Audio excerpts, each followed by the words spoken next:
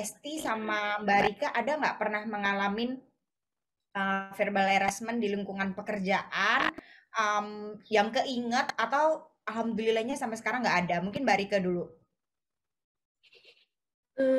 Saya nggak tahu ya ini dikatakan verbal harassment atau enggak, tapi saya ingat dulu pernah ada project yang sebelumnya dihandle oleh PM cowok dan banyak isu gitu, banyak masalah, banyak komplain dari customer, dan customer-nya itu kebetulan adalah government. Kemudian dieskalasi ke pimpinan minta ganti PM, kemudian saya langsung dibawa aja gitu, diseret ke customer tanpa dijelasin mau ngapain.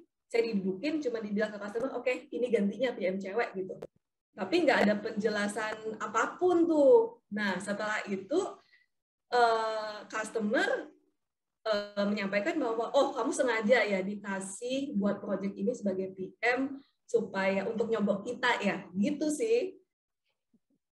Itu yang saya keinget sih. Cuma saya nanggepnya oh ya udah, oke, dia nggak tahu aja gitu kan.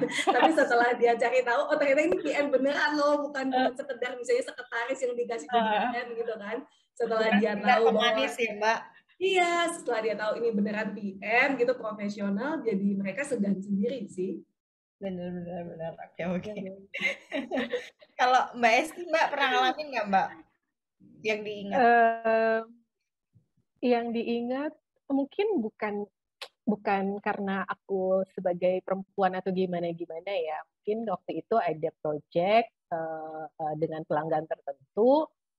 Mungkin karena aku pakai, ya maksudnya jadi dia itu udah bapak-bapak gitu ya. Jadi, Mbak, kayaknya kalau karaoke di sini ini nih, gitu kan. Wah, saya langsung yang bener aja Pak gitu kan, tapi ya nggak bisa gitu juga kan. Alhamdulillahnya di kantor saya itu kan kita ada account manager, role-nya itu ini ya, role-nya itu jelas gitu. Jadi kalau udah itu silakan Mbak nanti sama ini aja gitu. Jadi kita main itu aja gitu. Tapi yang kayak Mbak Rike bilang tadi ya, sering juga di underestimate gitu. Underestimate dalam arti sebagai perempuan mereka mungkin menganggapnya ya kita sebagai pemanis aja atau sebagai ya udah kalau PM-nya perempuan mau dimarahin juga ya udahlah nggak bisa yang gimana-gimana banget gitu kan. Nah, di situ mungkin kita punya kesempatan untuk menunjukkan bahwa kita tuh profesional gitu ya. Jadi mereka tuh respect-nya terhadap kita karena pekerjaan kita gitu, bukan karena gender gitu. Gitu, Fiari. Oke, thank you. Emang kalau ngomongin begini jatuhnya kita kayak ini ya, lagi nyinyir di kantin ya.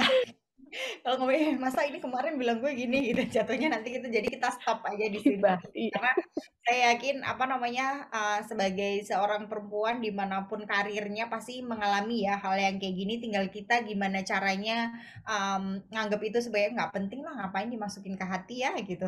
Terus sama apa gimana caranya kita buat jangan digituin lagi gitu. Mungkin kalau tadi Mbak Esti sama Mbak Rika udah bilang ya udah kita tunjukin profesional aja, kita bisa kerja lama-lama juga akan respect sama kita sendiri ya.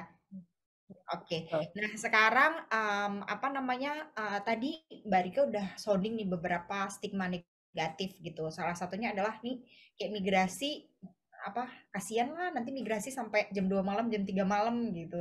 Padahal sebenarnya kita bisa migrasi aja ya. Tapi kalau misalnya sekarang disuruh lembur ya agak migrasi ya. Kalau bisa engineer aja ya. Nah, kalau misalnya Mbak Esti nih selain apa namanya tadi yang udah disampaikan Mbak Rika, mungkin Mbak Rika nanti bisa share lagi ya stigma negatif yang biasanya ada yang perlu diluruskan nih gitu. Mumpung ada 3 PM wanita di sini, Mbak Esti mungkin bisa share juga Mbak apa stigma negatif yang bisa kita luruskan gitu ke teman-teman audiens dan ke semuanya. Ya, mungkin itu ya. Tadi yang mungkin Mbak Rika juga sempat cerita bahwa kita tuh terkadang dianggap double standard lah. Jadi kadang-kadang kita dinilai, ini perempuan nih nggak bisa begini, ini begini nih gitu. Tapi sebenarnya kalau kita belajar project management ya, itu kan ada risk, ada yang di-exploit, ada yang jadi ada risk negatif, ada risk positif gitu. Misalnya yang positif sama negatif. Nah justru kadang-kadang kalau saya nih disuruh lembur malam, gitu kan, perempuan janganlah gitu. Ya udah kebenaran, saya nggak perlu lembur malam gitu kan. Ya udah timnya siapa aja. Jadi mungkin nature ya, kalau perempuan mungkin kita lebih lebih caring. Ini juga saya double standard karena nggak semua perempuan begitu dan nggak semua laki-laki nggak care gitu kan.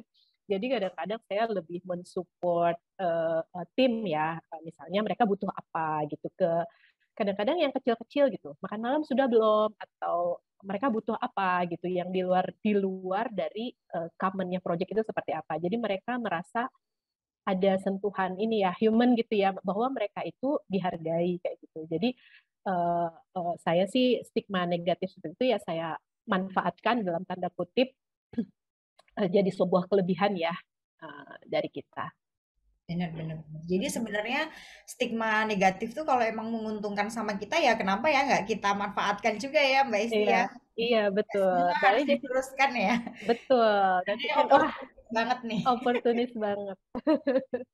Jadi Gitu. PM memang harus oportunis. Kalau Mbak Rika mungkin ada yang bisa ditambahkan atau ada cerita-cerita dari Mbak Rika yang bisa di-sharing ke kita-kita Mbak Rika? Cukup sih tadi ya yang Esti sampaikan. Jadi ya gimana cara kita bisa mengubah stigma negatif itu sih jadi sesuatu yang menjadi nilai plus lagi buat kita gitu sebagai status sebagai perempuan tadi. Itu aja sih.